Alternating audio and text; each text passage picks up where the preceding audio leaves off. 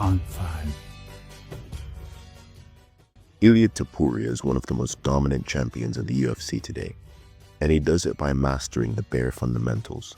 He doesn't rely on flashy techniques to get the job done. He wins by having a high fight IQ, airtight defense, and almost a surgical ability to control the octagon. His mastery of positioning, head movement, and relentless pressure forces his opponents into the corner until they literally have nowhere left to run. And today we're going to break down exactly how he does this. So let's start off with his overall strategy. Ilia Topuria has a short and compact frame, so he seeks to use a pressure fighting style. He seeks to control the center of the octagon and uses feints and level changes to bait a reaction out of his opponents and look for openings to exploit. So let's show a few examples of this. With Bryce Mitchell, a lot of the time when Ilia would feint or level change, Bryce would react by dropping his lead hand, or by dropping both of his hands, or he'd react by extending his lead hand outward. Here, Ilia couldn't capitalize because he steps off. Ilia takes note of Bryce's tendency to drop his lead hand when he level changes and then catches him with the cross of the head. And here, Ilia does it again and catches him with a cross to the body. We can see him do something similar too with Josh Emmett. When Ilia gets Josh Emmett against the cage, he feints with a level change. Josh thinks that an attack is coming and he's ready to parry. Ilia then changes levels again, this time moving up. Josh thinks that there's an attack coming over the top, so he crouches straight into Ilia's left uppercut. He combines this with cutting off the octagon to keep his opponents back against the cage and forcing them to exchange where he has the upper hand and his opponent has no room to back out. This is practically why all of his knockouts in the UFC happen when his opponent's back is against the cage. In his fight with Jai Herbert in the first round, Ilia had many issues getting around the range of Jai. This is completely understandable because, well, look at him. He's built like a middleweight, but that's besides the point. When Jai tries to step off, Ilia cuts off the octagon and follows him, keeping their feet in line with one another. Every time Jai tries to step off, he ups the forward pressure and he keeps his back against the cage and he steps deep, which leads to this beautiful KO sequence. This is why practically all of his knockouts in the UFC happen when his opponent's back is against the cage. Now let's take a look at his stance. Ilia adopts a low stance with a wide base, similar to how many boxers stand. Now here's a comparison between him and Canelo Alvarez, as well as him and Gennady Golovkin.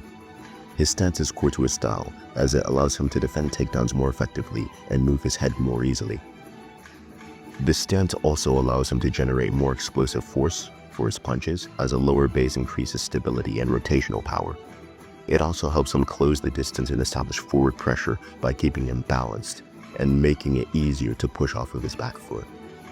So here's a lesson. This applies more to people who have a short and stocky body type like Topuria and myself, of course. If you want to adopt some aspects of his style, experiment with having a low stance if you don't already do so. Even if you've been training for some time, make sure that you've got the basics down. So some drills that you can do is you can start with basic line drills. Even if you've been boxing or doing MMA or training combat sports for a while, it's important to get the basic movements down. You push off with your front foot, slide with your back foot. When moving back, you push with your back foot, slide with your front foot. Same when moving laterally or side to side. So with line drills, you move forward and backwards with a 50-50 weight distribution while keeping a balanced stance. Keep your hips engaged. A lot of people will miss this detail where they'll keep their core or their hips too relaxed. And this is a big mistake that a lot of people overlook. This can help you to generate power. So make sure that you're keeping your hips engaged, your hands are up, and your guard high and tight, similar to how Topuria does, which is why he rarely gets caught with big shots. So a lateral movement drill that you can do is you can place cones in a line and practice sidestepping without crossing your feet. This will help you to maintain balance while pressuring an opponent. You can also do pressure and retreat drills. This you have to do with a partner, where one's moving forward and applying pressure and moving laterally to cut a partner off. The goal is to maintain structure while moving forward, cutting angles, and staying defensively sound. One of the main things that Topuria does well is cutting off the octagon. In his fight with Bryce Mitchell, within the first few seconds of the fight, he starts off by doing these little double step feints. Notice that when Ilia level changes and feints a jab to the body, the feint isn't just to get a reaction, but to move his opponent where he wants them to move. This is what enables Topuria to take the center. He mixes this up with jabs to the body to push Bryce out of the center. This is a slow but gradual process. Eventually, when he's able to back you up against the cage, he cuts it off.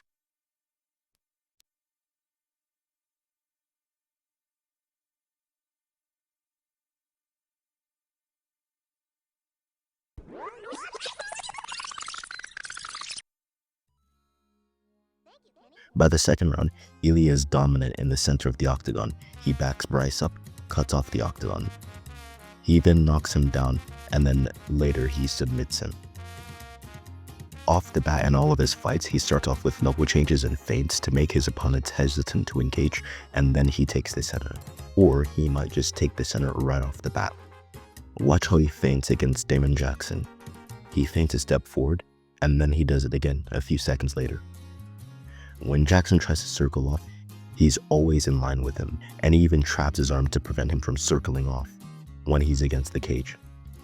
He does the same thing in his most recent fight against Max Holloway, feinting to push him towards the cage. Take note of how he stalks Max. Every time Max tries to angle off, he stalks him, and he repositions so that his feet are always in line with Max's.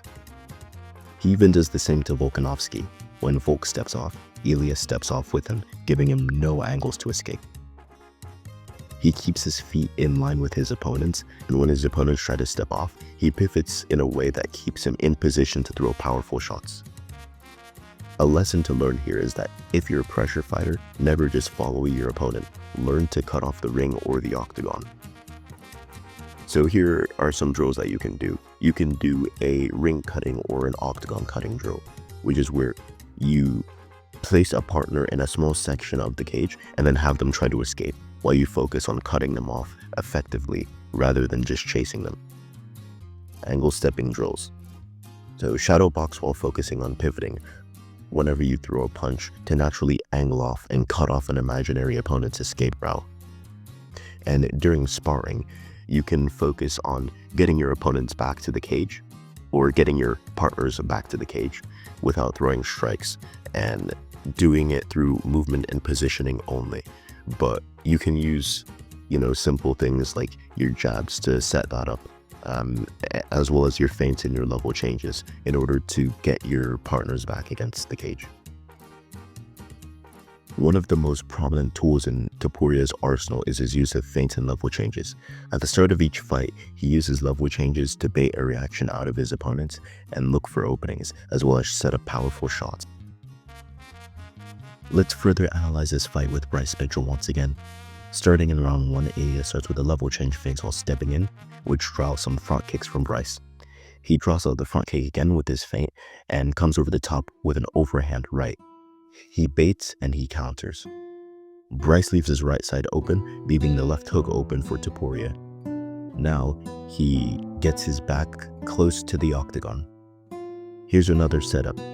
After a level change, he steps in, moving his head to the inside a bit to draw out Bryce's jab. When he draws out the attack he wants, he then moves his head back to the outside, slips the jab, catching Bryce again. Later in the round, Ilia is able to back Bryce up against the cage by feinting and applying forward pressure. When Bryce tries to step off, Ilia stalks him and gives him no angles to step off. When Bryce tries to pivot, he slips and pivots, pushing Bryce into the cage so that he can't escape.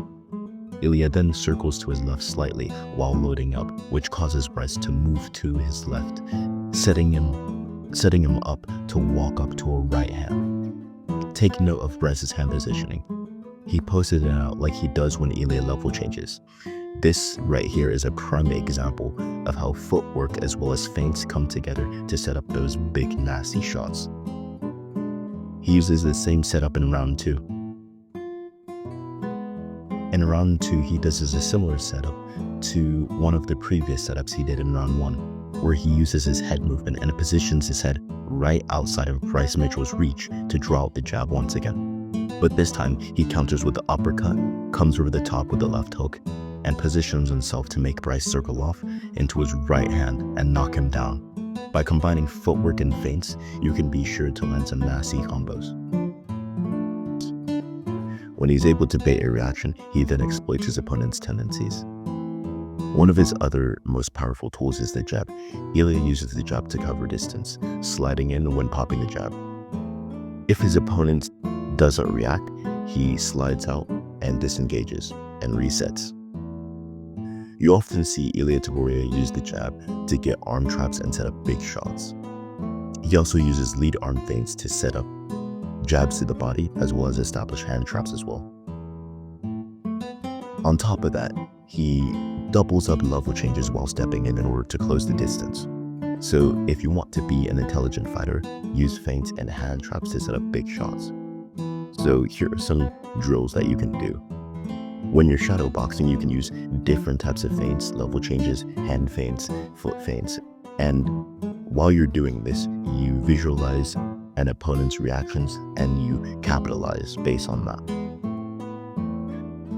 Along with this, you can also do a jab reaction drill. With a partner, throw a light jab and record their response. Try different feints to see how they react, then counter their tendencies. You can also work hand fighting based on this. With a partner, you stand toe-to-toe or roughly within hand fighting range or roughly within punching range, and establish dominant hand control to find openings for traps and punches.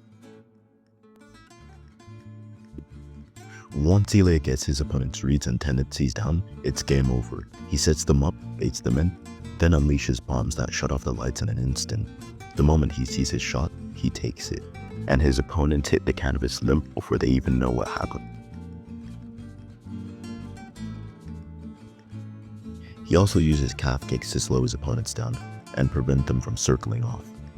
So a lesson that you can learn here is that you want to make your opponents throw the punches and do the things and move in the way that you want them to move. So a few drills that you can do to do this is to practice these specific counters along with the setups that come before them on the pads with the partner. This is best when your partner is good on the pads and can simulate realistic reactions rather than being so-so. And with this, you can do partner drills, so you can simulate fight scenarios where you bait out the jab and then counter with the appropriate strike, as well as setting up the intention to do this during sparring, and trying to use your feints and your level changes to bait out the jabs to land some of these combinations that Topuria does. And when you set that intention, you'll notice that the more and more that you do it, the more and more that things like this will land.